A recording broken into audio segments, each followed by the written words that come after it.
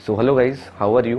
हमारा जो टॉपिक चल रहा था वो था हेलो एल्केन्स का, और ये है हेलो एल्केन्स का लेक्चर नंबर 4। लेक्चर नंबर 3 के अंदर हमने हेलो एल्केन्स को जो बनाने की विधि थी कि हेलो एल्केन्स को कैसे बनाया जाता है उनको डिस्कस कर लिया था।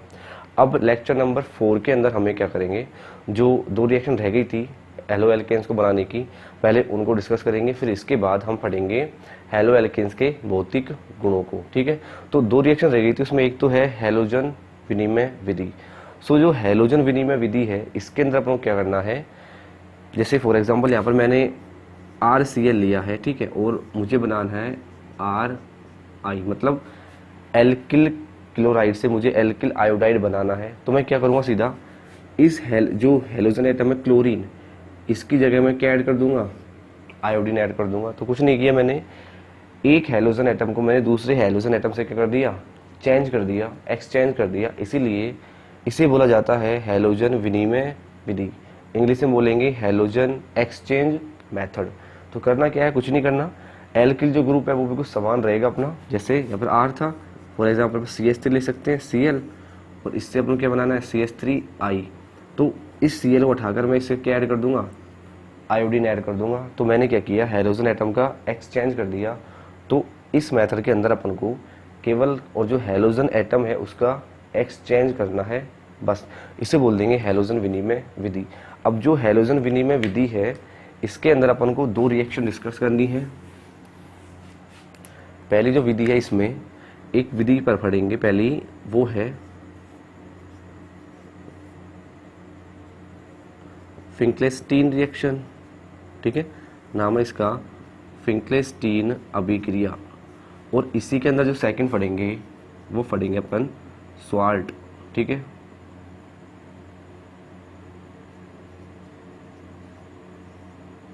हो जाएगी स्वाल्ट अभिक्रिया। तो दो रिएक्शन इसके अंदर अपन को पढ़नी है, पहली है फिंकलेस्टीन, दूसरी है स्वाल्ट।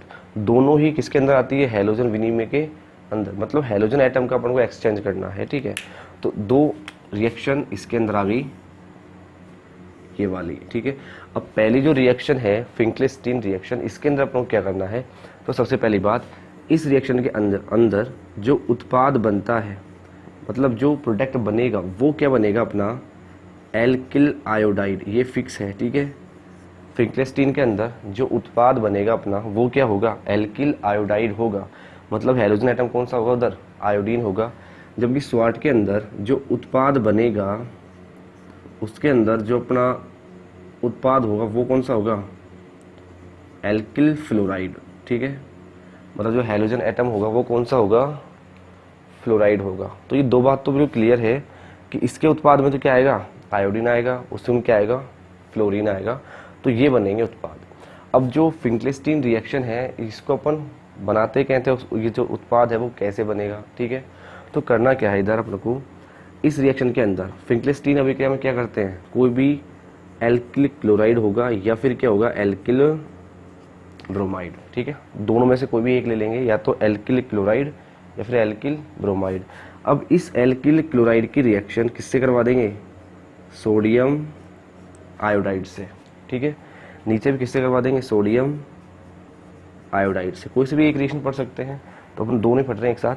तो मैंने क्या किया, sodium chloride sorry alkyl chloride की रिएक्शन किससे करवा दी, सोडियम आयोडाइड से।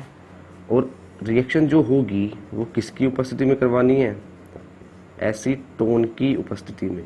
ठीक है, रिएक्शन हो रही है एसीटोन की प्रेजेंस में, मतलब जो मीडियम है, जो सॉल्यूशन है वो कौन सा है, एसीटोन है। ठीक है, अब करना क्या है, ये जो Cl है ये वाला, ठीक है, ये Cl तो निकल जाएगा Na के साथ, तो यहाँ से तो क्या निकल जाएगा, सीधा NaCl। और ये जो आयोडीन है ये जुड़ जाएगा इस एल्किल समूह पर, तो यह क्या बन जाएगा, RI। अब ये जो बना यही क्या है अपना उत्पाद। तो फिंकलेस्टीन रिएक्शन के अंदर जो उत्पाद बनता है वो क्या बनता है, एल्किल आयोडाइड। अब इसी के अंदर नेक्स्ट जो रिएक्शन है इसमें, अब इस बार किससे करवाएंगे, एल्किल ब्रोमाइड से करवाएंगे, NaI के, सोडियम आयोडाइड की। वो जो रिएक्शन होगी वो भी किसकी प्रेजेंस में होगी, सोडियम ये एसीटोन की प्रेजेंस में। तो जो मीडियम है वो कौन सा है, एसीटोन है। अब वापस क्या होगा, Br निकल जाएगा सोडियम के साथ और जो आयोडीन है वो जुड़ जाएगा एल्किल समूह से। तो यहाँ पर भी क्या बन जाएगा Ri प्लस क्या वहाँ निकला NaBr। तो दोनों रिएक्शन हो गई, लेकिन इसमें सबसे इम्पोर्टेंट क्या है वो ये है कि अपन ने जो मीडियम लिया है वो कौन सा लिया है एसीटोन। यहाँ पर भी कौन सा लिया एसीटोन। कुल मिलाकर बात ये है कि कोई पात्र है, मान लीजिए मैंने ये पात्र ले लिया, ठीक है, इसे मैंने क्या भर दिया एसीटोन डाल दिया, तो ये एसीटोन हो गया लिक्विड, ठीक है। इसके अंदर मैंने डाल दिया RCl और इसके अंदर मैंने डाल दिया NaI। तो ये पात्र लिया मैंने, इसके अंदर ही मैंने RCl भी डाल दिया और इसके अंदर मैंने क्या डाल दिया NaI भी डाल दिया। क्लियर है। अब क्या होगा जब ये दोनों रिएक्ट करेंगे, ये दोनों रिएक्ट करेंगे इसके अंदर, ठीक है, तो क्या बनेगा NaCl। अब ये जो NaCl बनेगा ये कहाँ बनेगा एसीटोन के अंदर ही बनेगा, लेकिन जो NaCl बना वो एक्चुअल में एसीटोन में इतना विलय नहीं होता, इतना घुलता नहीं है जितना कि NaI घुलता है। जब NaCl रिएक्शन में बना और वो एसीटोन में घुलेगा ही नहीं तो वो बैठ जाएगा नीचे, ठीक है। तो NaCl बैठ जाएगा नीचे। अब NaCl जब नीचे बैठ जाएगा तो पात्र में ऊपर जो बचेगा वो केवल और केवल क्या बचेगा एल्किल आयोडाइड बचेगा और क्या बचेगा एसीटोन। फिर एल्किल आयोडाइड को एसीटोन से क्या कर लेंगे अलग कर लेंगे। NaCl तो वैसे भी अपने आप ही क्या हो गया अलग हो गया। अब NaCl नीचे बैठ गया, यही रीज़न है कि NaCl वापस इस एल्किल आयोडाइड से रिएक्शन नहीं करता, इसलिए ये रिएक्शन उल्टी नहीं होती, तो रिएक्शन केवल इस डायरेक्शन में ही होती है। तो NaI है ये तो एसीटोन में घुलनशील होता है, इसलिए आसानी से NaI इससे रिएक्ट कर लेता है, दोनों आपस में मिले रहेंगे। लेकिन जैसे ये दोनों बने, ये एसीटोन में नहीं घुलता, ये नीचे बैठ जाता है, केवल कौन घुलता है एल्किल आयोडाइड। अब ये नीचे बैठने के कारण एल्किल आयोडाइड से वापस रिएक्शन नहीं कर पाता, इसलिए ये रिएक्शन वापस रिवर्स नहीं होती। बिल्कुल सेम थिंग नीचे वाली रिएक्शन के लिए भी अप्लाई होती है। यहाँ पर जो NaBr है ये एसीटोन में नहीं घुलेगा। तो ये थी फिंकलेस्टीन रिएक्शन, एल्किल क्लोराइड या एल्किल ब्रोमाइड की रिएक्शन जब एसीटोन की उपस्थिति में सोडियम आयोडाइड से करवाई जाती है तो उत्पाद के रूप में एल्किल आयोडाइड बनता है। ये रिएक्शन क्या कहलाती है फिंकलेस्टीन रिएक्शन, ठीक है। तो यदि इस रिएक्शन का अपन कोई एग्जाम्पल लिखना चाहे,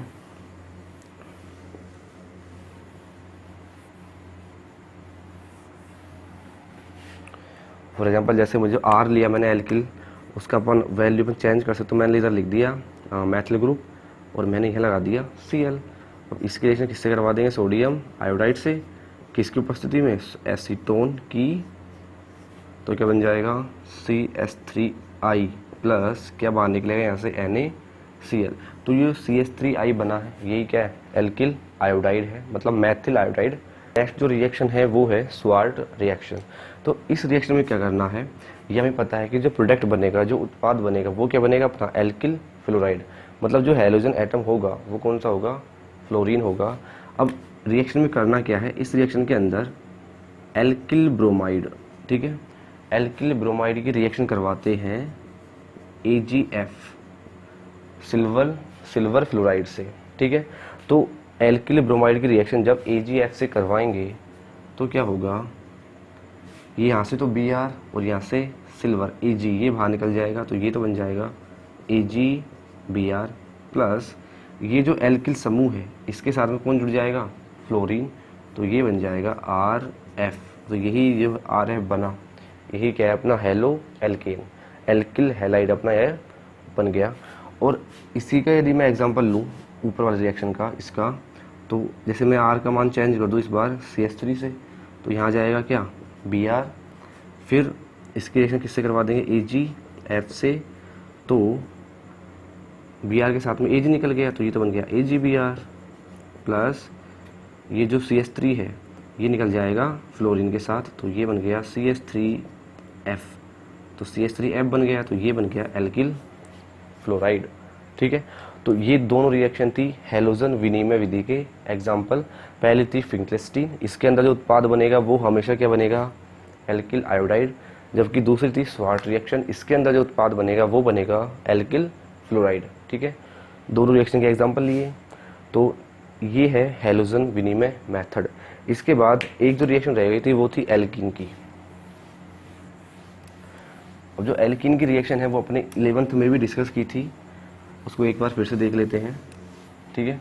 तो जो रिएक्शन थी वो एल्कीन से रिएक्शन रह गई थी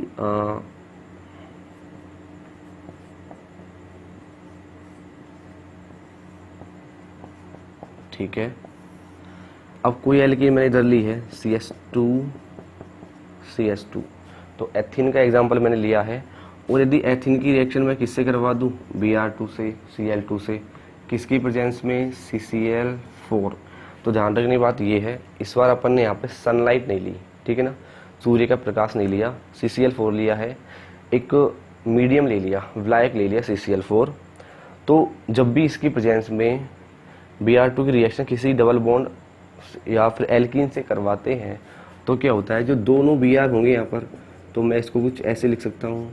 तो एक Br जुड़ जाएगा ये वाले कार्बन पे, दूसरा Br जुड़ जाएगा ये वाले कार्बन पे, और यहाँ से एक पाई बॉन्ड क्या होगा, ब्रेक हो जाएगा। तो सीधा क्या बन जाएगा, CS2Br और CS2Br, ये कंपाउंड बना, ये प्रोडक्ट बना। अब इस प्रोडक्ट के अंदर जो ब्रोमीन है वो दो पास वाले कार्बन पर स्थित है, और इसको अपन क्या बोलते हैं, विस डाई हैलाइड, ठीक है, विस डाई हैलाइड। तो हैलाइड यहाँ पे कौन सा है, ब्रोमाइड है, तो बोल सकते हैं विस डाई ब्रोमाइड, विस का नाम हो जाएगा, तो विस डाई हैलाइड यहाँ पे प्रोडक्ट बन रहा है। क्लियर। तो ये थी एक और रिएक्शन एल्कीन से। बाकी जो रिएक्शन थी एल्कीन से हैलोजन अम्लों का, वो अपन ने डिस्कस पिछले वीडियो में कर ली थी। तो ये हुई हमारी हेलो एल्केन्स बनाने की विधियाँ। अब नेक्स्ट जो टॉपिक है वो है हेलो एल्केन्स के भौतिक गुण।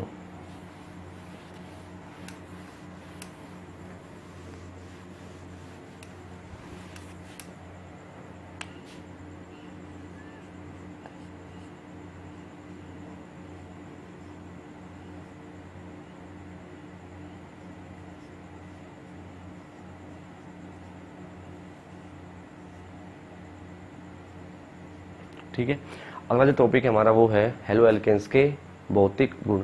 और भौतिक गुण के अंदर भी सबसे पहले जो हम डिस्कस करेंगे वो करेंगे क्वथनांक को। क्लियर। तो पहला जो टॉपिक है भौतिक गुणों के अंदर वो है अपना क्वथनांक। ठीक है, इसको बोलेंगे इंग्लिश में बॉइलिंग पॉइंट, मतलब बीपी। ठीक है, क्वथनांक का मतलब हो गया उबलना, कि कोई भी लिक्विड है, कोई भी पदार्थ मान लीजिए, वो कितने ताप पर उबलता है, वो कहलाता है उसका बॉइलिंग पॉइंट, मतलब वीपी, या फिर इसको बोल देंगे अपन हिंदी में क्वथनांक। अब हम पढ़ रहे हैं हेलो एल्केन्स। ठीक है, तो हेलो एल्केन्स की जो क्वथनांक है उसके मान कितने होते हैं, वो किस पर डिपेंड करते हैं, ठीक है, वो सब हम इसमें डिस्कस करेंगे। अब जैसे कि मैंने दो एग्जांपल लिए इधर, एक तो मैंने ले लिए CH3Cl और दूसरा मैंने ले लिया CH3Br। ठीक है, तो दो कंपाउंड मैंने लिए हैं। अब इन दोनों कंपाउंड में से अधिक ताप पर कौन उबलेगा, तो इसका मतलब ये हुआ जो Vp है, मतलब क्वथनांक है, वो किसका ज़्यादा होगा, इसका या फिर इसका। तो इसको हमें कैसे चेक करें, तो सबसे पहली बात तो ये कि जो क्वथनांक होता है, क्वथनांक होगा वो डायरेक्टली प्रोपोर्शनल होगा अणुभार के। ठीक है, ये बात बिल्कुल पकड़ के रखनी है ये वाली, कि जो क्वथनांक होगा वो अणुभार के क्या होगा, डायरेक्टली प्रोपोर्शनल, मतलब अणुभार जितना ज़्यादा होगा क्वथनांक भी उतना ही ज़्यादा होगा। अब ये बात सच कैसे है कि अणुभार ज़्यादा होगा तो क्वथनांक भी ज़्यादा होगा। ठीक है, तो इसको समझने के लिए सबसे पहले अपन क्या करते हैं कि हमने जो नेचर ऑफ बॉन्डिंग पढ़ी थी, मतलब CX बॉन्ड की जो प्रकृति पढ़ी थी, उसमें हमने देखा था कि कोई भी एल्किल हैलाइड हो, ठीक है, एल्किल हैलाइड मतलब क्या लिख दिया मैंने यहाँ पर, RX लिख दिया। कोई भी एल्किल हैलाइड का जो अणु होगा ऑलवेज वो कैसा होगा, ध्रुवीय होगा। ठीक है, ध्रुवीय तो होता ही है, क्योंकि हैलोजन जो एटम है इसकी वैद्युत कैसी होती है, ज़्यादा होती है, कार्बन कैसी होती है, कम। तो हैलोजन पे क्या आ जाएगा, पार्शियल नेगेटिव, जबकि इस पर क्या आ जाएगा, पार्शियल पॉजिटिव। तो ये जो अणु है हेलो एल्केन का या फिर एल्किल हैलाइड का, वो कैसा हो गया, ध्रुवीय हो गया। ठीक है, अब मैं क्या करूँगा, कोई पात्र ले लूँगा ये, ठीक है, मेरे पात्र है मेरे पास में, कोई भी कंटेनर है, उसके अंदर मैंने हेलो एल्केन डाल लिया, कोई भी एल्किल हैलाइड मैंने उसके अंदर डाल लिया, तो मैंने इसमें भर लिया एल्किल हैलाइड। ठीक है, एल्किल हैलाइड और हेलो एल्केन एक ही वर्ड है, केवल नाम अलग है, तो मतलब एक ही इसका। तो मैंने इसके अंदर भर लिया कोई भी हेलो एल्केन। अब जब मैं इस पात्र के अंदर हेलो एल्केन भरूंगा तो ओब्वियसली उसके अंदर उसके बहुत सारे क्या होंगे, अणु होंगे। ठीक है, अब इसके अंदर मान लीजिए मैंने इस RX है, RX का विलयन मैंने इस पात्र के अंदर भर लिया, तो इस ऐसे बहुत सारे अणु इसके अंदर प्रेजेंट होंगे नहीं होंगे, होंगे ऑब्वियसली। जब RX का अणु बहुत सारे इसके अंदर प्रेजेंट होंगे तो एक अणु कैसा है, ध्रुवीय है, तो दूसरा अणु भी कैसा होगा, ध्रुवीय होगा, तीसरा भी कैसा होगा, ध्रुवीय, चौथा भी कैसा होगा, ध्रुवीय। तो पार्शियल पॉजिटिव और पार्शियल नेगेटिव। अब ये हमें मालूम चल गया कि हेलो एल्केन का जो अणु कैसा होता है, ध्रुवीय होता है। और किसी पात्र के अंदर जब हम हेलो एल्केन भरेंगे तो उसके अंदर जो अणु होंगे वो कैसे होंगे, पास पास होंगे। जब अणु पास पास होंगे तो प्रत्येक अणु कैसा होता है, ध्रुवीय। और जब भी दो ध्रुवीय चीज़ें एक दूसरे के पास पास हो तो वो उनके बीच क्या लगता है, अट्रैक्शन फोर्स लगता है, अन्योन क्रिया होती है। तो इसका तो नेगेटिव और इसका पॉजिटिव, इसके बीच में क्या लग रहा होगा, यहाँ पर कुछ अट्रैक्शन फोर्स लग रहा होगा, ये वाला। ठीक है, कुछ अन्योन क्रिया होती रहती है, अट्रैक्शन फोर्स लगता रहता है दोनों के बीच में। तो अपोजिट जो श्रेय है, विपरीत जो आवेश है आंशिक वाले, इनके बीच क्या लगेगा, अट्रैक्शन फोर्स लगेगा। तो ये जो अणु है वो रहेंगे बिल्कुल पास पास। ठीक है, अब क्या किया, जब ये अणु पास पास रहेंगे तो ये लिक्विड फॉर्म में रहेगा।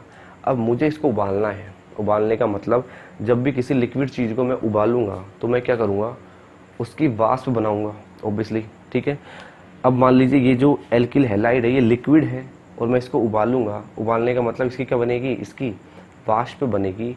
वाष्प कब बनती है लिक्विड से, जब उसके अणु कैसे हो जाएं, दूर दूर हो जाएं। ठीक है, तो मैं क्या कर रहा हूँ क्वथनांक के अंदर कि इसके जो अणु है पास पास उनको क्या कर रहा हूँ, मैं दूर ही तो कर रहा हूँ ताकि उसकी क्या बने, वाष्प बने।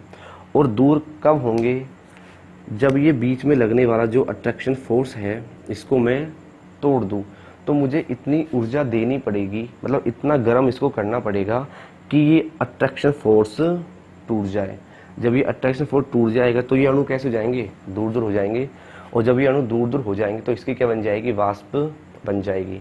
ठीक है, बस यही करना है। अब हमें ये बात पकड़ के रखनी है कि ये अट्रैक्शन फोर्स कहाँ पर तो ज़्यादा होगा और कहाँ पर कम होगा, बस। तो सबसे इम्पोर्टेंट बात कि अणु का साइज जितना बड़ा होगा ये अट्रैक्शन फोर्स भी उतना ही ज़्यादा होगा। तो एक और बात यहाँ पे आ रही है कि आकार यदि बड़ा है तो अट्रैक्शन फोर्स भी कहता है ज़्यादा। तो आकार के डायरेक्टली प्रोपोर्शनल हो गया ये आकर्षण बल। अपने इसको ऐसे लिख सकते हैं। ठीक है, आकर्षण बल मैंने यहाँ पे लिख दिया।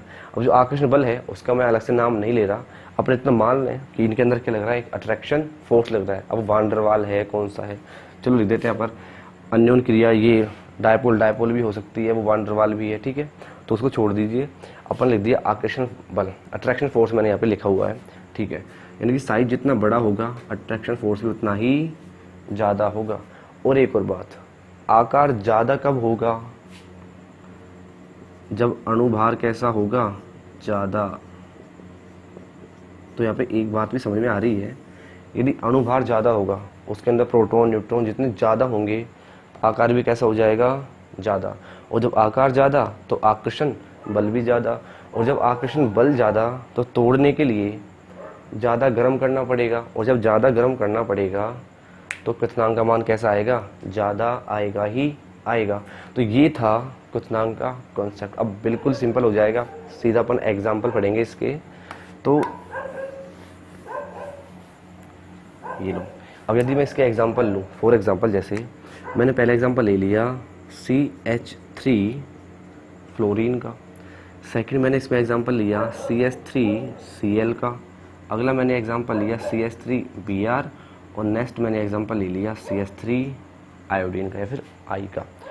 तो सबसे पहले हम एक बात देख लें कि अणुभार सबसे ज़्यादा किसका है, ओबियसली इसका है, उससे कम और सबसे कम।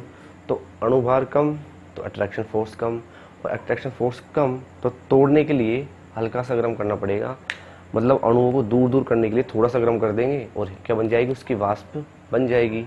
तो सबसे ज़्यादा अट्रैक्शन फोर्स कहाँ पर है इसमें, तो सबसे ज़्यादा गर्म कहाँ पे करना पड़ेगा, इसको ही करना पड़ेगा। इसलिए जो क्वथनांक आएगा वो सबसे ज़्यादा किसका आएगा, मेथिल आयोडाइड का। तो मैं इधर से इधर जाने पर क्या होगा, जो अणुभार है वो क्या हो रहा है, बढ़ रहा है। जो आकर्षण बल है वो भी क्या हो रहा है, बढ़ रहा है। इसलिए जो क्वथनांक है वो भी क्या हो रहा है, बढ़ रहा है। तो ये था कॉन्सेप्ट क्वथनांक का। क्लियर, अणुभार बढ़ेगा तो क्वथनांक भी बढ़ेगा ही बढ़ेगा। अब यहाँ पर एक और चीज़ है, यदि हैलोजन एटम समान हो, अब यहाँ पर तो क्या था, हैलोजन एटम डिफरेंट था, एल्किल समूह क्या था, समान था। जैसे जैसे हैलोजन एटम का साइज बढ़ा उसका अणुभार बढ़ा, और अणुभार बढ़ा तो क्वथनांक भी बढ़ा। लेकिन मान लीजिए हैलोजन एटम क्या हो, समान हो, लेकिन जो एल्किल ग्रुप है, ठीक है, ये अब अलग अलग आ जाए, तो भी फिर हम केस देखते हैं उसमें क्या होगा। तो इस बार मैंने ले लिया इधर CH3Cl, ठीक है। अगला मैंने ले लिया CH3CH2Cl, और 2 कार्बन ले लिए। और अगले में मैंने ले लिया 3 कार्बन, तो CH3CH2Cl। तो कुछ नहीं करना अभी, अब हमें पता है जब मैं इधर से इधर जाऊंगा तो इधर तो 1 कार्बन है, इधर 2 कार्बन, इधर 3 कार्बन, तो अणुभार बढ़ रहा है। तो इधर से इधर जाने पर अणुभार भी क्या हो रहा है, बढ़ रहा है। और जब अणुभार बढ़ेगा तो इनके बीच में लगने वाला जो वांडरवाल फोर्स है, अट्रैक्शन फोर्स है एक तरह से, वो भी क्या होगा, बढ़ेगा। और जब वांडरवाल अट्रैक्शन फोर्स बढ़ेगा तो तोड़ने के लिए ज़्यादा ऊर्जा देनी पड़ेगी, ज़्यादा गर्म करना पड़ेगा। इसलिए जो क्वथनांक है वो भी क्या होगा, बढ़ेगा ही बढ़ेगा। मतलब हम सीधा बोल सकते हैं यदि अणुभार बढ़ेगा तो क्वथनांक भी बढ़ेगा। तो एक एग्जाम्पल था ये, और इसी में ही अगर तीसरा एग्जाम्पल हम देखें तो वो हम इसको फिर लिंक कर सकते हैं कि जो एल्किल समूह है वो तो समान होगा ही होगा, लेकिन हो सकता है उसकी स्ट्रक्चर कुछ अलग हो। फॉर एग्जाम्पल, जैसे एक एग्जाम्पल लिए मैंने ये,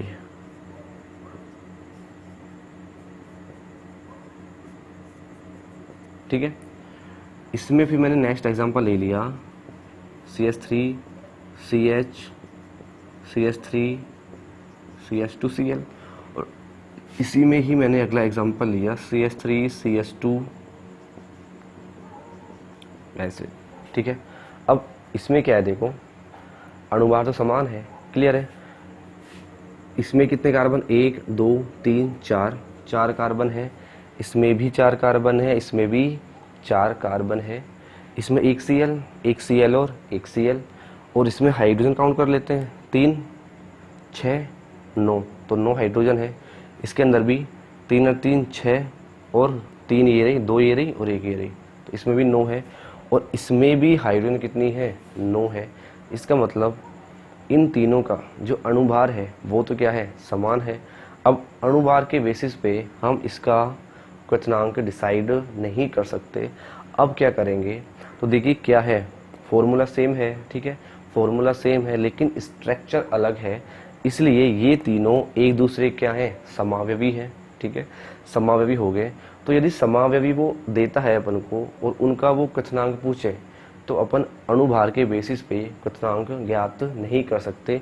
फिर क्या करेंगे, तो सबसे इम्पोर्टेंट बात ये है, हमें ये चेक करना पड़ेगा कि अट्रैक्शन फोर्स ज़्यादा कहाँ पे लग रहा है, वान डर वाल आकर्षण ज़्यादा कहाँ पे लग रहा है, तो वो कैसे निकालें। तो सबसे इम्पोर्टेंट बात ये है, देखिए अब मैं क्या करूँ कि अट्रैक्शन फोर्स ज़्यादा कहाँ पे लग रहा है, तो मुझे वही तो चेक करना है।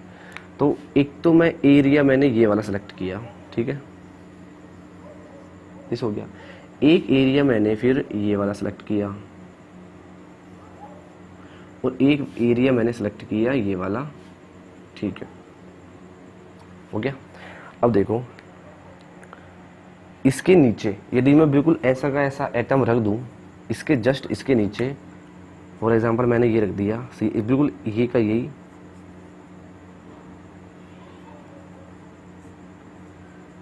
CH3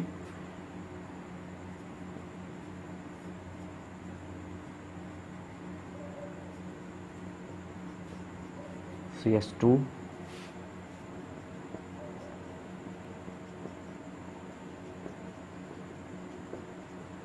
ठीक। तो इसके नीचे मैंने बिल्कुल सेम एटम, इसके नीचे इसका बिल्कुल सेम एटम, और इसके नीचे मैंने बिल्कुल इसका सेम एटम रख दिया, और ये जो एरिया था इसको मैंने वापस क्या कर दिया, इसमें बंद कर दिया।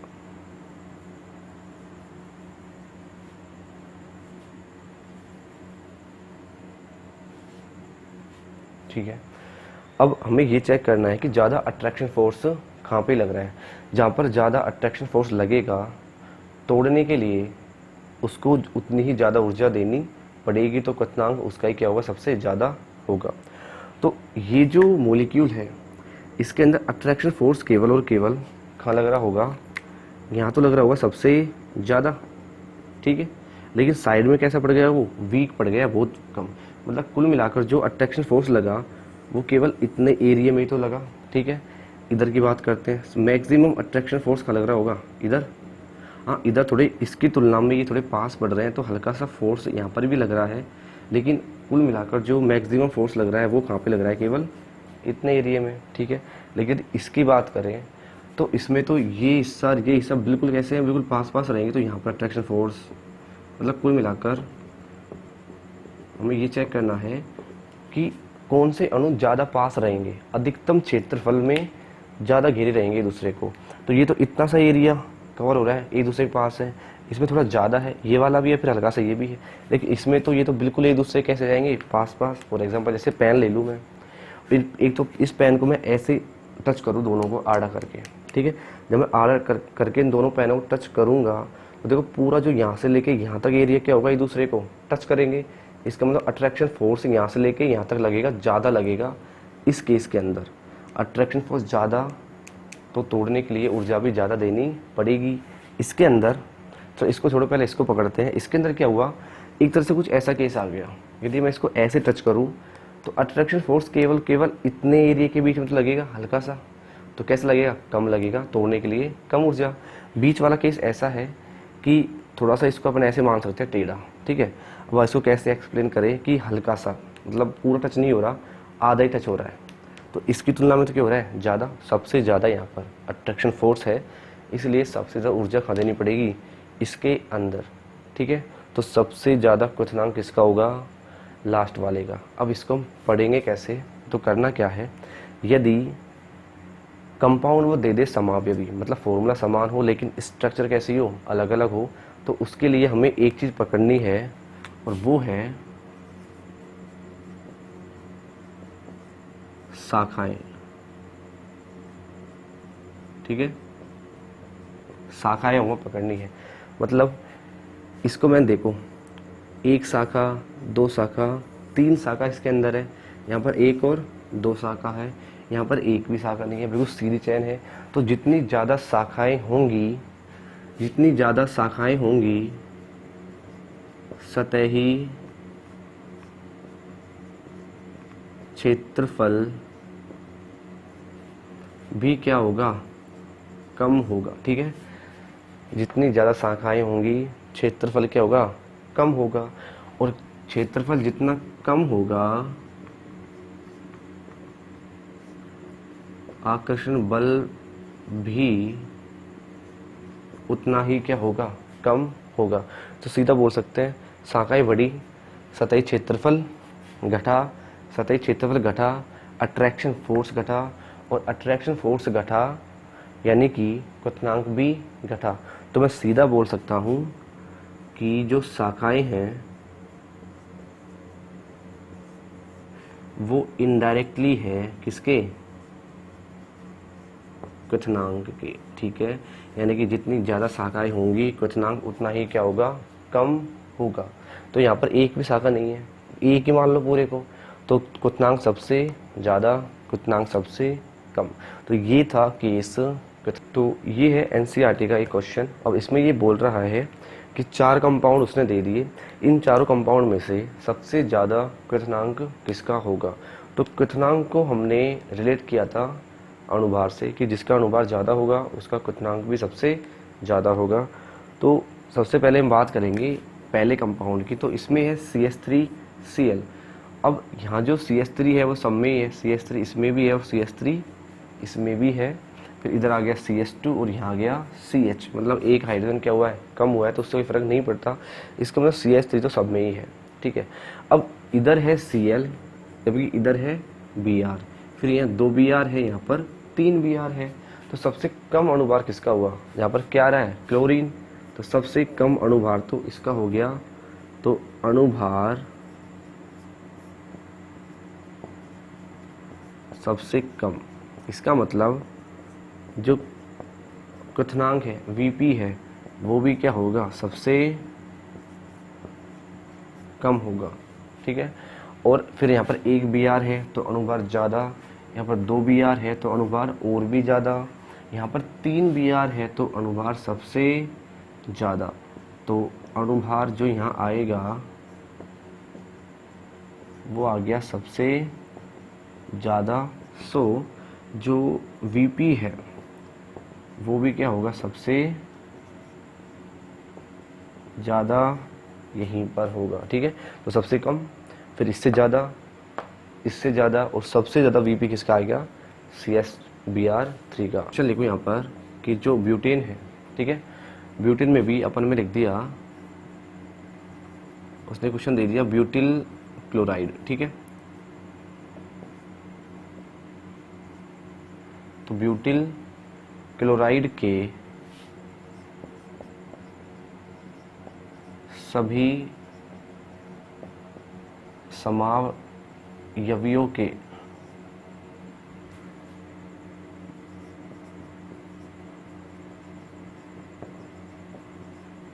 क्वथनांकों का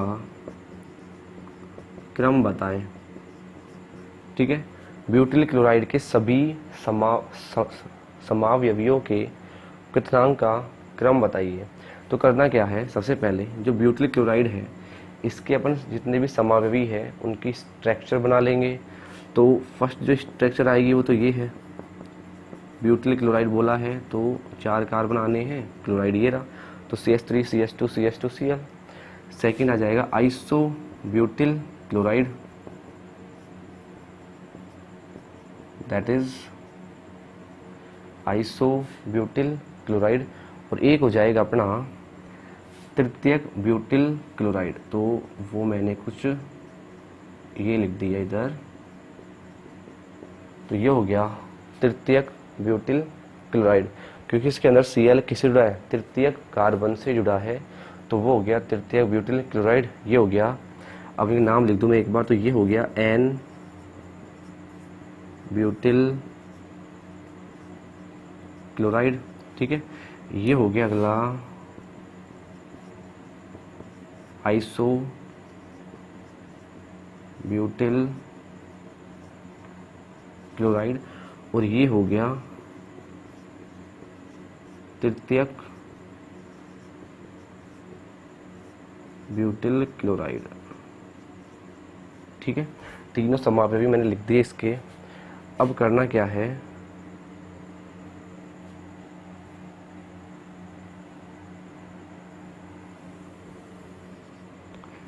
इधर से इधर जाने पर, ठीक है, अपन इधर से इधर जा रहे हैं, तो जैसे मैं इधर से इधर जाऊंगा शाखाएं क्या हो रही है, बढ़ रही है, तो सीधा बोल सकते हैं शाखाएं क्या हो रही है, बढ़ रही है। और जब शाखाएं बढ़ेगी तो सतही क्षेत्रफल, ठीक है, सतही क्षेत्रफल क्या होगा, घटेगा। और ये सतही क्षेत्रफल घटेगा तो जो आकर्षण बल होगा वो भी क्या होगा, घटेगा। और यदि आकर्षण बल ही घटेगा तो जो क्वथनांक है Vp वो भी क्या होगा, घटेगा। तो सबसे ज़्यादा क्वथनांक किसका आएगा, N ब्यूटिल क्लोराइड का, उसके कम और सबसे कम किसका आएगा, तृतीयक ब्यूटिल क्लोराइड का। अब नेक्स्ट जो टॉपिक है वो है इसमें विलेयता, ठीक है। तो पहला जो टॉपिक पढ़ा था क्वथनांक, क्वथनांक के बाद जो सेकंड नंबर का टॉपिक है भौतिक गुणों के अंदर वो आता है विलेयता। तो इसके अंदर में ये चेक करना है कि जो हेलो एल्केन्स है वो किन विलायकों के अंदर विलय है मतलब घुलता है और किन के अंदर वो नहीं घुलता। फॉर एग्जांपल सबसे पहले हम बात करेंगे जल के बारे में कि जो हेलो एल्केन है वो जल में घुलते हैं या फिर नहीं घुलते। ठीक है, तो इसका सीधा सा आंसर है कि जो हेलो एल्केन है, ठीक है, हेलो एल्केन्स जल में कम घुलते हैं, कम घुलते हैं या फिर अपन इसे बोल सकते हैं कि नहीं घुलते, कम घुलते हैं या फिर नहीं घुलते। अब इसका रीजन क्या है नहीं घुलने का, तो वो ये है कि एक जैसे इधर तो मैंने ले लिया हेलो एल्केन, ठीक है, तो एल्किल हैलाइड मैंने ये लिख दिया, ठीक है। अब इनके अणुओं के बीच क्या लग रहा होगा, इधर अट्रैक्शन फोर्स लग रहा होगा, डायपोल डायपोल इंटरेक्शन लग रहा होगा, द्विध्रुव आघूर्ण। लेकिन इधर मैंने क्या लिया वाटर, तो वाटर की स्ट्रक्चर मैंने कुछ ये बना दी, ठीक है, और दिस,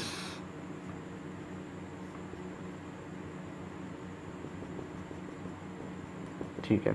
तो ये हमें पता है कि जब वाटर के अणु होते हैं उनके मध्य क्या पाई जाती है, हाइड्रोजन बॉन्डिंग, ठीक है।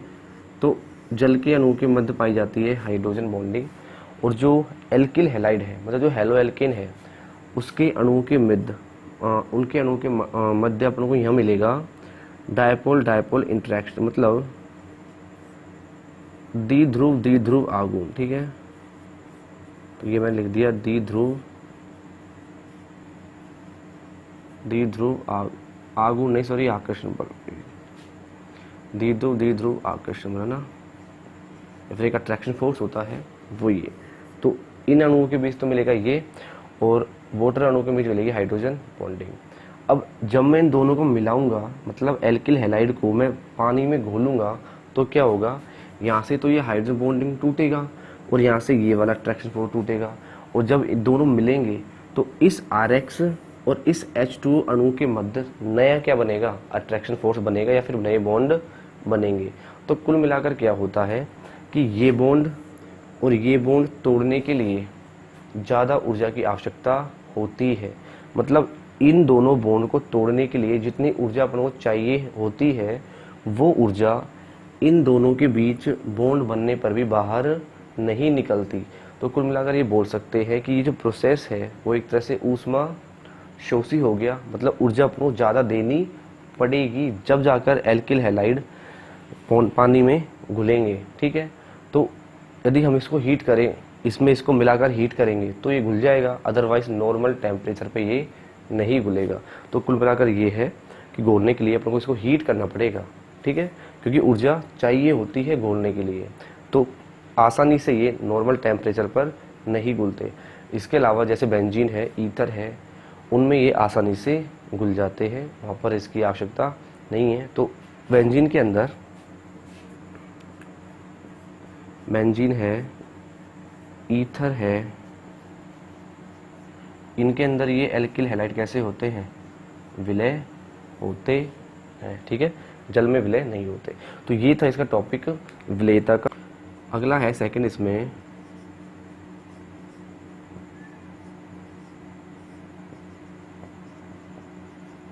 भौतिक अवस्था की, भौतिक अवस्था कैसी होती है हेलो एल्केन्स की, क्लियर है।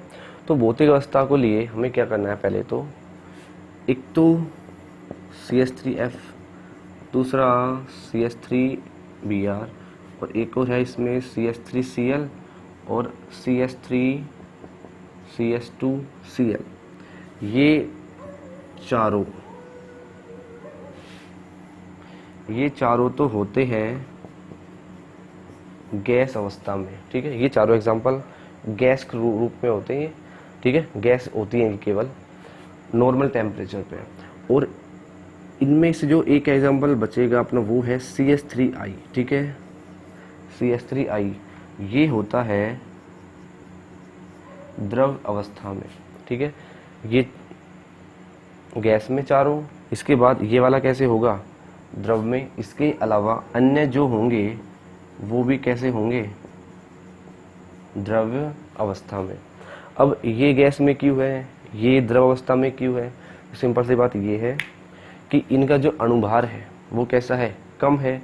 जब अणुभार कम होगा तो इनके बीच अट्रैक्शन फोर्स कैसे लगेगा, कम लगेगा। जब अट्रैक्शन फोर्स कम लगेगा तो वो पास नहीं आ पाएंगे, थोड़ा दूर दूर रहेंगे।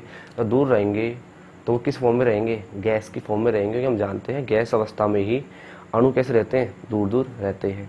लेकिन जैसे ही मैं किस पे आया, CH3I पे, आयोडीन है, तो आयोडीन का अणुभार बहुत ही ज़्यादा है इनकी तुलना में। तो जैसे ही मैं इस पे आया, अणुभार बढ़ गया, और अणुभार बढ़ेगा तो इनके बीच, अणुओं के बीच जो लगने वाला अट्रैक्शन फोर्स है वो भी क्या होगा, ज़्यादा हो जाएगा। जब अट्रैक्शन फोर्स ज़्यादा हो जाएगा तो अणु कैसे जाएंगे, पास पास, और जब अणु पास पास आ जाएंगे तो फिर वो कौन सी अवस्था हो जाती है, द्रव अवस्था में चले जाएंगे। तो ये रीज़न है कि अणुभार बढ़ने के साथ साथ वो द्रव अवस्था में पाए जाते हैं। तो ये था भौतिक अवस्था। इसके बाद अगला जो टॉपिक है इसमें कि मेथिल आयोडाइड ले लिया मैंने, एल्किल आयोडाइड ले लिया, इसको यदि मैं धूप में रख दूँ, ठीक है, सनलाइट, सूर्य का प्रकाश, यदि सूर्य के प्रकाश में इसको अपन रख दें तो ये पीला पड़ जाता है। अब ये पीला क्यों पड़ जाता है, ये क्या रीज़न है इसका। तो सबसे पहली बात तो ये मैंने शायद कल भी बताया था नेक्स्ट पिछले वीडियो में कि ये जो बॉन्ड है इसकी बॉन्ड लेंथ कैसी होती है, बहुत ही ज़्यादा है, क्योंकि आयोडीन एटम की साइज बड़ा है तो ये बॉन्ड लेंथ ज़्यादा है।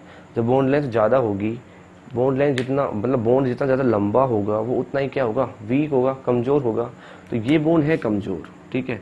अब कमज़ोर बॉन्ड होने का मतलब क्या हुआ कि आसानी से टूटेगा, और जब ये बॉन्ड जितनी आसानी से टूटेगा, इसका मतलब मैं एक बार बोल सकता हूँ कि क्रिया भी उतनी ही तेज करेगा।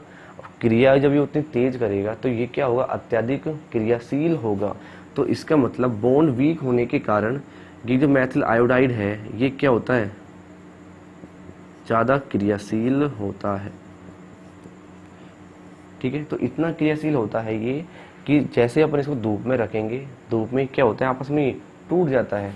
और जब इसके दो अणु ले लेंगे अपन तो धूप में टूटेगा, तो यहाँ से क्या बाहर निकलेगा, आयोडीन, ठीक है।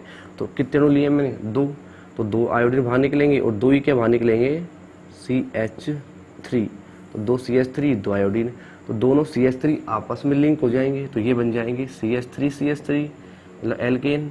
और जब दोनों आयोडीन आपस में जुड़ेंगे तो ये क्या बन जाएंगे, I2। और जो ये I2 बना, इसका रंग ही कैसा होता है, पीला। इसलिए धूप में रखने पर मेथिल आयोडाइड है या एल्किल आयोडाइड है वो पीली पड़ जाती है। तो ये था इसका रीजन, ठीक है। तो ये थे हमारे हेलो एल्केन्स के भौतिक गुण। सो गाइज हमारा जो हेलो एल्केन था उसकी भौतिक गुण कंप्लीट हो चुके हैं। अब कुछ क्वेश्चंस हैं एनसीईआरटी बुक के जो कि हेलो एल्केन को बनाने की विधि है उन पे बेस्ड है। पहले हम उनको कर लेते हैं, फिर हम डिस्कस करेंगे हेलो एल्केन के रासायनिक गुणों को, ठीक है। तो पहला जो क्वेश्चन है उसमें साइक्लोहेक्सेनॉल की रिएक्शन करवा रहे हैं थायोनिल क्लोराइड से, तो क्या प्रोडक्ट बनेगा, ठीक है। सो हमने ये रिएक्शन पीछे पढ़ी थी, आखिर बनेगा तो एल्किल हैलाइड ही, लेकिन जो प्रोडक्ट होगा वो क्या होगा। तो थायोनिल क्लोराइड को मैंने कुछ ऐसे ड्रॉ किया था पीछे कि और एक Cl इधर, दूसरा Cl इधर, ठीक है। इसको अपन ऐसे ड्रॉ कर लिया था, और ये जो OH है इधर, इसको मैंने कुछ ओपन करके ऐसे लिख दिया, ठीक है। तो इसको मैंने पीछे बताया था कि यहाँ से क्या बाहर निकल जाएगा, HCl, और ये जो S है ये निकल जाएगा SO2 की फॉर्म में, सल्फर, यानी SO2 निकल गया, और जो Cl है वो ऐड हो जाएगा ये वाले कार्बन पर। तो कुल मिलाकर जो कंपाउंड बन रहा था वो कुछ ये बन जाएगा, इधर आ जाएगा Cl, एक निकल गया SO2 प्लस एक निकल गई HCl। और पीछे अपने जो रिएक्शन थी उसमें यहाँ पर क्या लिया था, यह लिया था अपन ने प्रीडीन, ठीक है। तो प्रीडीन क्या करेगा, जो HCl बना इसको ये क्या कर लेगा, अवशोषित कर लेगा। तो कुल मिलाकर जो कंपाउंड बना वो अपना ये बन गया, ठीक है, साइक्लोहेक्सिल क्लोराइड बन गया। एंड अगली जो रिएक्शन है उसमें इस कंपाउंड की रिएक्शन करवा रहे हैं Br2 से। Br2 की प्रेजेंस में इसको हीट करवा रहे हैं या फिर सनलाइट की प्रेजेंस में रिएक्शन हो रही है। तो ये ध्यान रखना है कि जब भी सनलाइट ले ले तो जो रिएक्शन होती है फिर वो होगी फ्री रेडिकल, ठीक है। अब फ्री रेडिकल रिएक्शन होगी तो डेफिनेटली ये जो Br है ये टूटेगा मुक्त मूलक की फॉर्म में, मतलब यहाँ से क्या बन जाएगा, अपना फ्री रेडिकल बन जाएगा कुछ ऐसा Br। तो कितने रेडिकल बनेंगे, यहाँ से 2 बन जाएंगे, ठीक है। दो रेडिकल बन गए। अब इनमें से कोई भी एक जो रेडिकल है वो क्या करेगा, यहाँ से H यानी कि हाइड्रोजन मुक्त मूलक को निकाल देगा। अब इस कार्बन से भी निकाल सकते हैं और इस कार्बन से भी अपन हाइड्रोजन मुक्त मूलक निकाल सकते हैं, लेकिन ध्यान रखना जब यहाँ से हाइड्रोजन मुक्त मूलक निकालेंगे, जैसे कि यहाँ पर 3 हाइड्रोजन है तो मैं इसको कर दूँ यहाँ पर 2 और 1 हाइड्रोजन मैंने लिख दिया इधर ऊपर, ठीक है। अब इस बॉन्ड में कितने इलेक्ट्रॉन है, 2 है। तो जैसे कि ये जो Br है पहला वाला, ये Br मुक्त मूलक जब ये इस हाइड्रोजन को लेके जाएगा तो 1 इलेक्ट्रॉन तो लेके जाएगा साथ में, क्योंकि 1 इलेक्ट्रॉन तो इसके पास है, तो यहाँ से हाइड्रोजन अपना इलेक्ट्रॉन लेके जाएगा। तो ये जो इलेक्ट्रॉन है कार्बन का ये रहेगा कार्बन के पास, मतलब कार्बन पर क्या जाएगा, एक सिंगल इलेक्ट्रॉन प्रेजेंट रहेगा। इसका मतलब यहाँ पर क्या बन जाएगा, कार्बन मुक्त मूलक बन जाएगा, जिसको मैं कुछ ऐसे लिख सकता हूँ। अब यहाँ से Br और यहाँ से H बाहर निकल गए, तो यहाँ से क्या बाहर निकल गया, पूरा HBr बाहर निकल गया, ठीक है। तो इस HBr को मैंने अलग से लिख दिया HBr, ठीक है। और ये जो कार्बन था, अब इस पर क्या बचा, एक इलेक्ट्रॉन बचा, ये बन गया कार्बन मुक्त मूलक, ठीक है।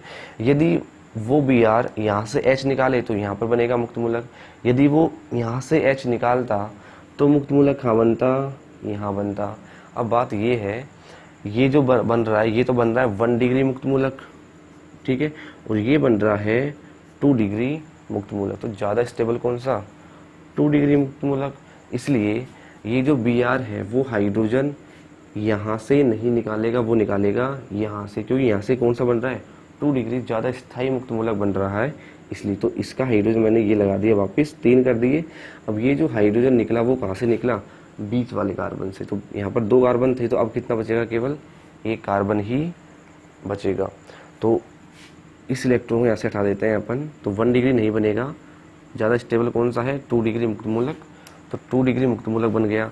अब जो ये अगला Br बचा, ये कहाँ पे ऐड हो जाएगा, इस कार्बन के साथ। तो Br जुड़ जाएगा ये वाले कार्बन पर। तो कुल मिलाकर जो प्रोडक्ट बनेगा वो क्या बन जाएगा अपना, कुछ ये। तो इस कार्बन पर आ गया एक Br और आगे है CH3, ठीक है। तो जो कंपाउंड था वो ये बन गया, ठीक है। अब नेक्स्ट जो कंपाउंड है वो है अपना ये वाला, और इसकी रिएक्शन करवा रहे हैं किससे, HCl से। तो HCl की प्रेजेंस में इसको क्या कर दिया, हीट कर दिया। तो कुछ नहीं करना है, यहाँ से क्या बाहर निकल जाएगा, एक H2, ठीक है, H2 बाहर निकल जाएगा और जो Cl है वो जुड़ जाएगा ये वाले कार्बन पे। तो यहाँ क्या बना, तो OH यहाँ आ जाएगा पीछे, यह आ जाएगा CH2Cl, ठीक है। अब यहाँ पर 2 काम हो सकते थे कि जो HCl का हाइड्रोजन था, हो सकता है वो इस OH के साथ बाहर निकले और H2O बना ले, या फिर हो सकता है ये वाला हाइड्रोजन इस OH के साथ बाहर निकले फिर वो H2O बना दे। तो 2 पॉसिबिलिटीज़ हैं निकलने की, लेकिन ध्यान रखने की बात ये है कि यदि मैं यहाँ से OH बाहर निकालूंगा तो इस कार्बन पर क्या आएगा, प्लस आएगा। यदि इस कार्बन में प्लस आ रहा है तो ये बॉन्ड यहाँ से यहाँ घूम सकता है, फिर ये वाला यहाँ से ये घूमेगा और यहाँ से यहाँ, मतलब अनुनाद हो रहा है इसके अंदर। यदि इस हाइड्रोजन को अपन इस OH के साथ बाहर निकालेंगे तो इस कार्बन पर क्या आएगा, प्लस आएगा, ठीक है। और ये जो कार्बोकैटन बनेगा उसमें अनुनाद पॉसिबल है, ठीक है। अनुनाद पॉसिबल होने के कारण ये ज़्यादा स्थायी हो जाएगा, इसलिए हाइड्रोजन इस OH को लेकर ही बाहर निकलता है। इस पर आएगा प्लस, फिर जो Cl माइनस है वो जुड़ जाएगा इस कार्बन पर, तो कुल मिलाकर वो इस CH2 पर जुड़ जाता है, ठीक है। यदि वो ये हाइड्रोजन यहाँ से OH निकाले तो यहाँ पर क्या आएगा, इस कार्बन पर प्लस आएगा। अब इसमें अनुनाद संभव नहीं है, इसलिए इस पर अटैक नहीं होता, ठीक है। तो ये था अगला एग्जाम्पल, ठीक है। अब जो अगला एग्जाम्पल है वो तीनों ये रहे। अब जो फर्स्ट जो एग्जाम्पल है उसके अंदर ये जो कंपाउंड है इस पर अपन रिएक्शन करवा रहे हैं HI से, ठीक है। तो ये रिएक्शन अपने पीछे पढ़ चुके थे कि double carbon carbon double bond पर एक्चुअल में मतलब एल्कीन जो है, एल्कीन पर किसका अटैक करवाएंगे अपन, हैलोजन अम्ल का, हाइड्रोजन आयोडाइड का, ठीक है। तो कुछ नहीं होगा, इसके अंदर जो HI है ये आके जुड़ जाएगा, मतलब योगात्मक अभिक्रिया संपन्न हो जाती है। लेकिन पहले अटैक कौन करेगा, मैंने बताया था कि यहाँ से अपन को क्या मिलने वाला है, एक तो H+, दूसरा OI-। अब पहले अटैक कौन करेगा, क्योंकि पाई बॉन्ड है यानी कि इलेक्ट्रॉन संख्या ज़्यादा है, तो पहले अटैक कौन करेगा, H+ करेगा।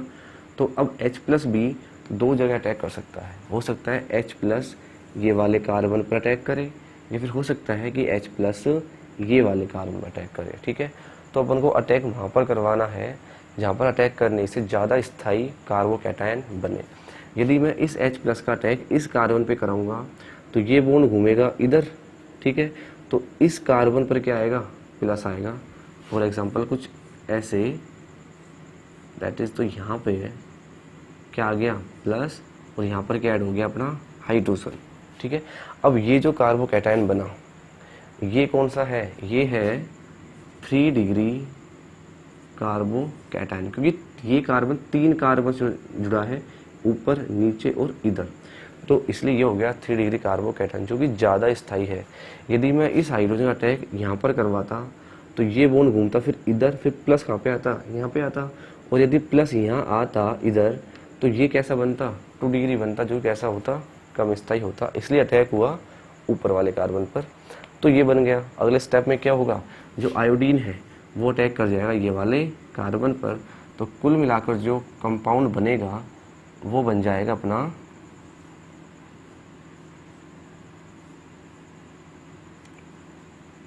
इस पर ही क्या ऐड हो जाएगा, आयोडीन। ठीक है, और H जुड़ जाएगा इधर, तो ये बन जाएगा अपना इसका प्रोडक्ट। ठीक है, अब नेक्स्ट जो रिएक्शन है वो बिल्कुल सिंपल सी है, ये अपन ने डिस्कस कर ली थी कि इस हेलोजन विनिमय के अंदर। ठीक है, तो कुछ नहीं करना, फिंकलेस्टाइन जो रिएक्शन है उसका ये एग्जांपल है।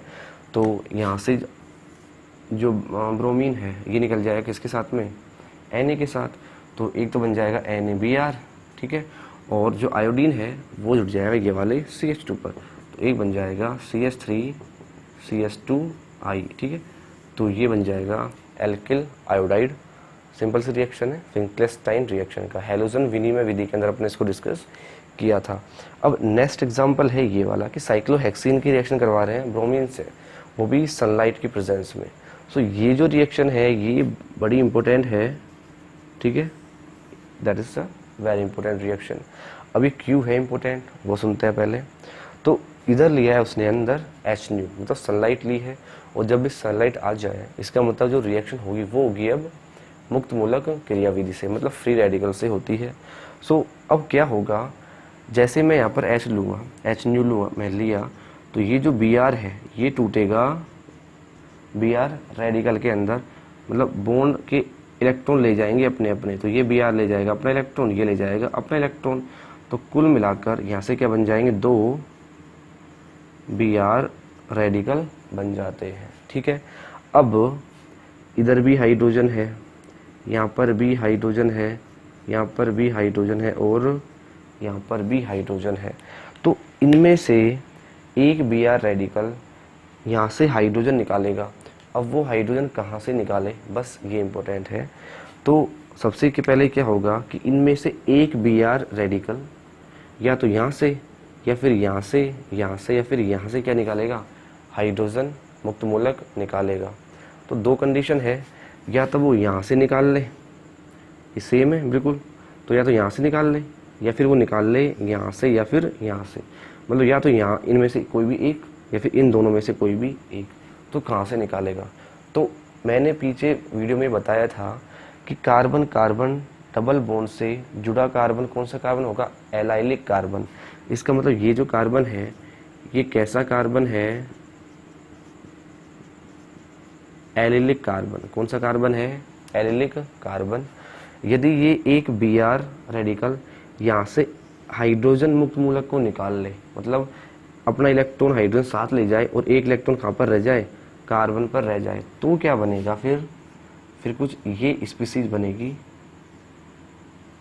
यहाँ पर क्या आ जाएगा, एक इलेक्ट्रॉन, और ये Br, इनमें से एक Br एक हाइड्रोजन निकाल के ले जाएगा, तो ये बन जाएगा HBr। अब ये जो रेडिकल बना ये बन रहा है एलिलिक मुक्त मूलक, और एलिलिक मुक्त मूलक के अंदर क्या होता है, अनुनाद होता है। वो कैसे, इस बॉन्ड पाई बॉन्ड के अंदर कितने इलेक्ट्रॉन होंगे, 2, तो एक बॉन्ड घूमेगा, इलेक्ट्रॉन जाएगा ऊपर, यहाँ से फिर एक इलेक्ट्रॉन आ जाएगा इधर, तो यहाँ पर क्या बन जाएगा, एक डबल बॉन्ड बन जाएगा। और ये सिंगल इलेक्ट्रॉन था ये आ जाएगा ये वाले कार्बन पर। तो कुल मिलाकर अब जो स्पीसीज बनेगी, यहाँ पर आ गया डबल बॉन्ड, यहाँ पे क्या आ गया फिर अपना इलेक्ट्रॉन आ गया। ठीक है, अब इनमें से जो एक Br तो निकल गया H के साथ, एक Br मुक्त मूलक बचा, वो अटैक कर जाएगा ये वाले पोजीशन पर।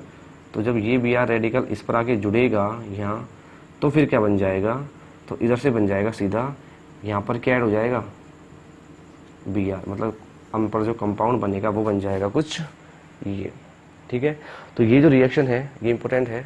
ठीक है, तो ये था हमारा लेक्चर नंबर 4, जिसमें हमने डिस्कस किया है हेलो एल्केन के भौतिक गुणों को और उसके कुछ एग्जांपल्स को, कुछ क्वेश्चंस को। ठीक है, अब अगला जो लेक्चर होगा हमारा वो होगा हेलो एल्केन्स की रासायनिक अभिक्रियाओं के ऊपर। ठीक है, वो जो लेक्चर है बड़ा इंपॉर्टेंट है, क्योंकि बोर्ड के एग्जाम के अंदर जो क्वेश्चन आते हैं इस चैप्टर से वो आते हैं रासायनिक विधि से, जिसके अंदर हम SN1 SN2 जो रिएक्शंस है उनको डिस्कस करेंगे। ठीक गाइस, थैंक यू।